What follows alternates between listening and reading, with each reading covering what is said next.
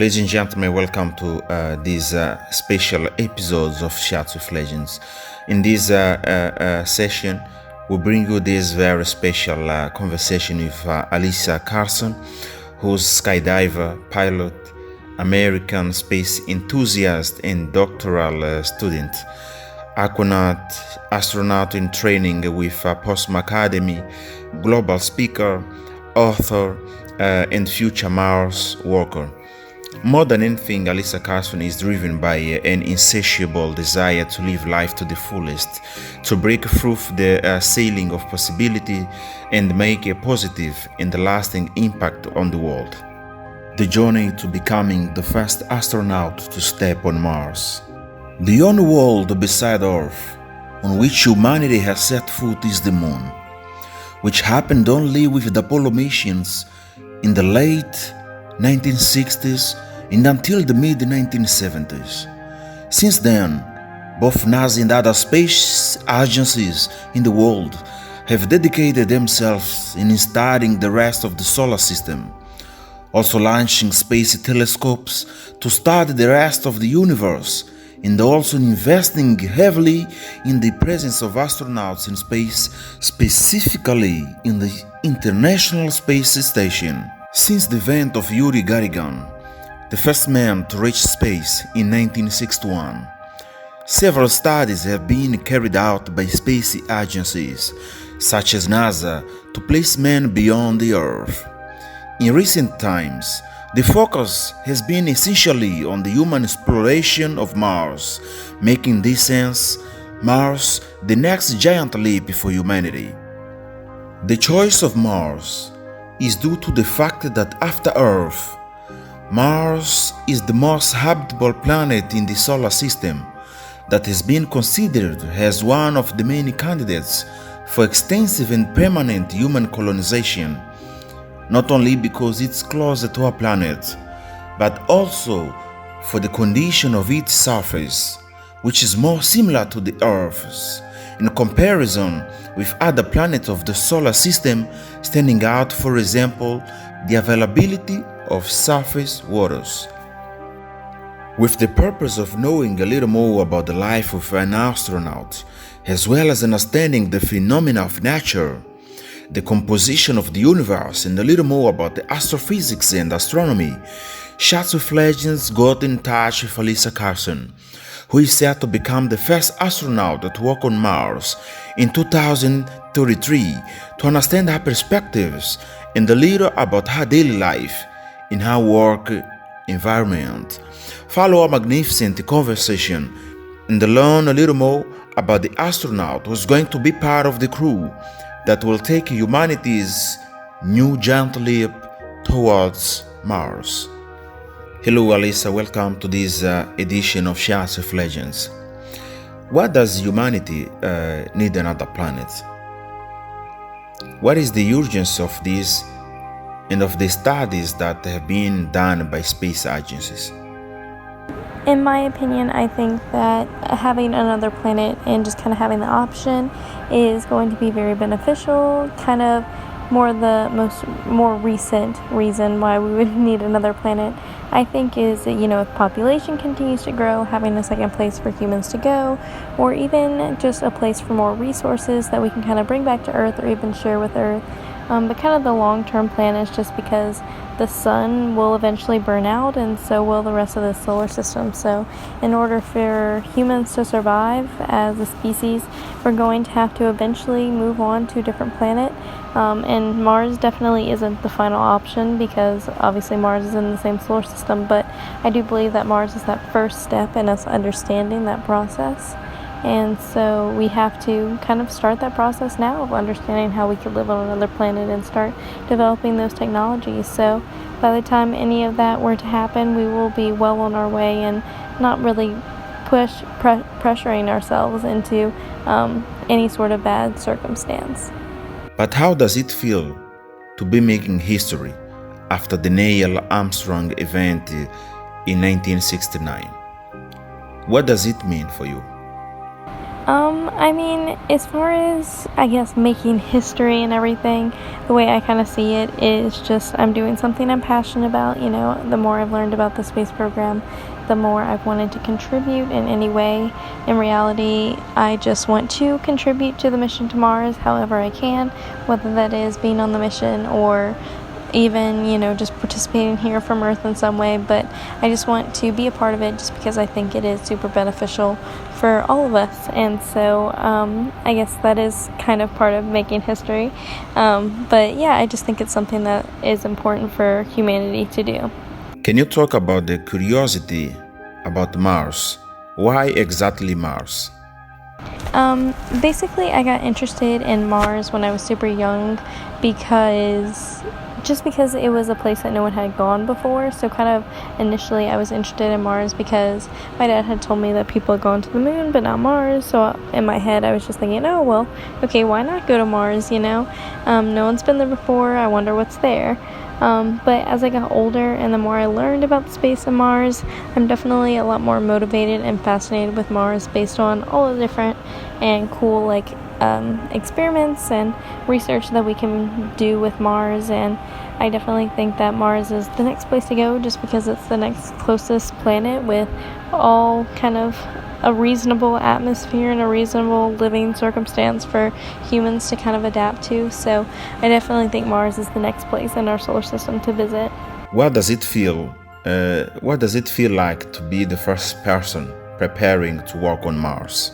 As far as kind of preparing to walk on Mars and being that person, I mean, I do think that it is huge to kind of change what is already known in the space program. I mean, typically, if you ask most astronauts, their story is that, you know, they went into some career and they saw the astronaut selection process, so they just happened to apply and happened to become an astronaut.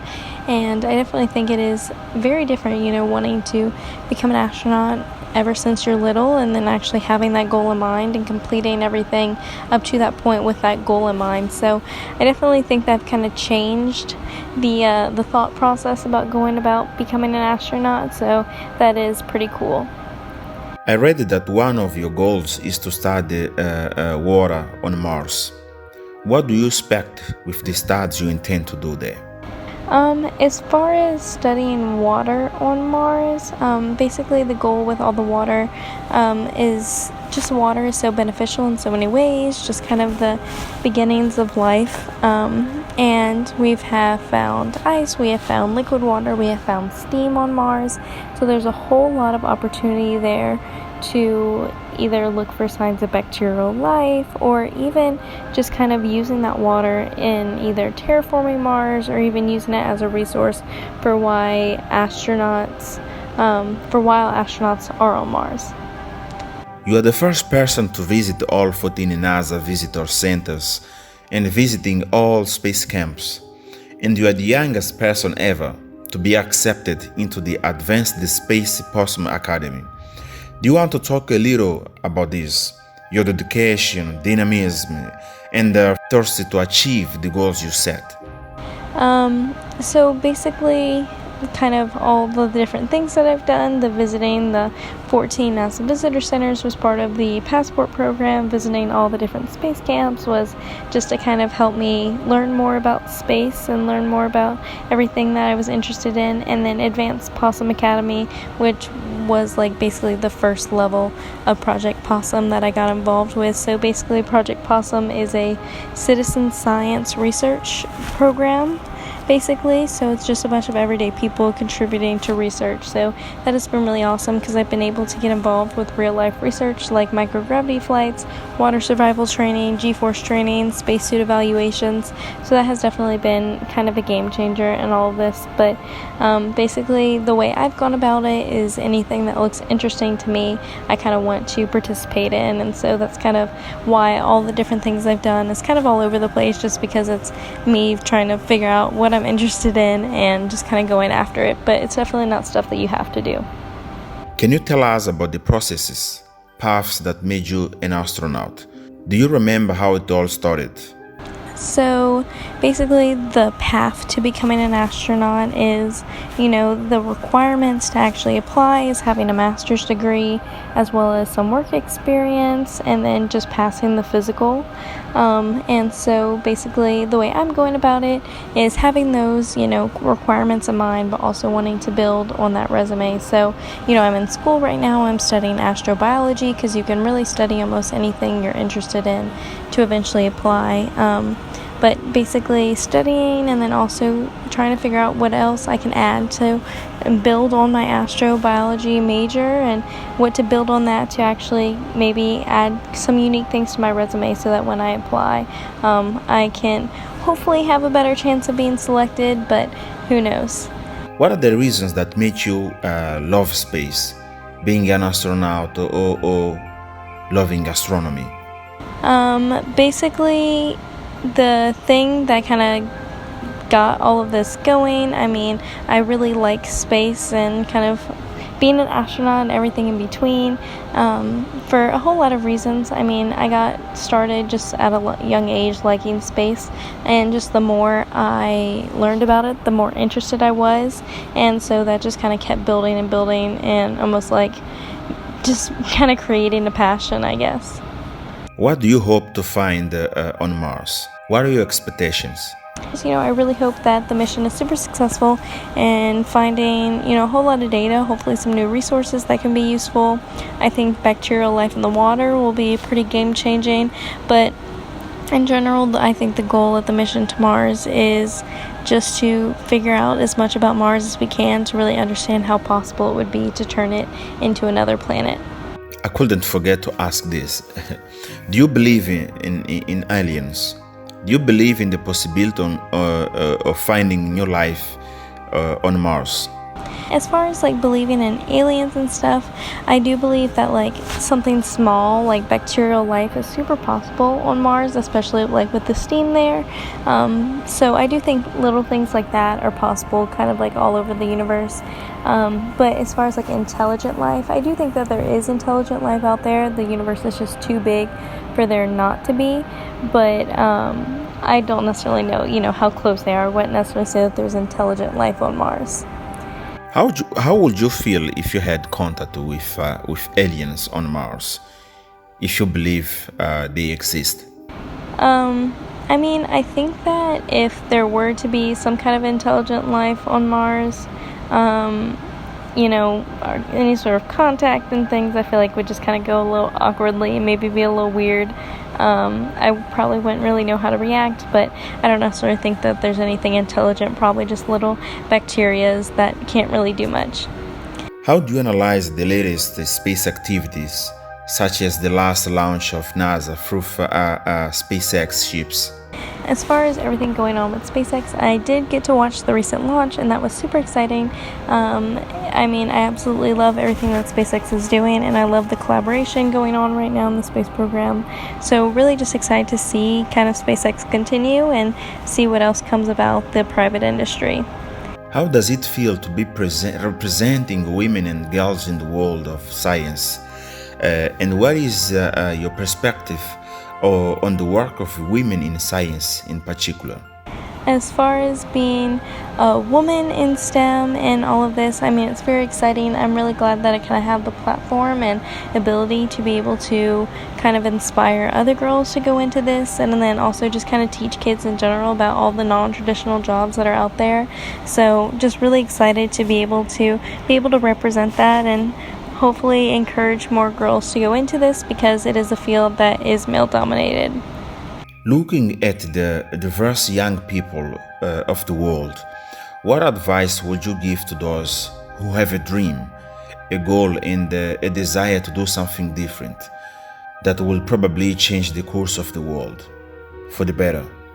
As far as people with the same goal as me, I would definitely say that you really just need to start kind of in your local area, start looking at different opportunities that are out there based on whatever you're interested in. So let's say you're looking at becoming an astronaut, you have to figure out what kind of career you want to go into, whether that's being a pilot, taking the medical route, being a scientist, and then from there, like what you would study, and then you can kind of build on that. So if you're interested in robotics and want to study that, build a robot, go to a robotics competition, something in your area to kind of start building your resume, because all of those things can be helpful even from when you're younger.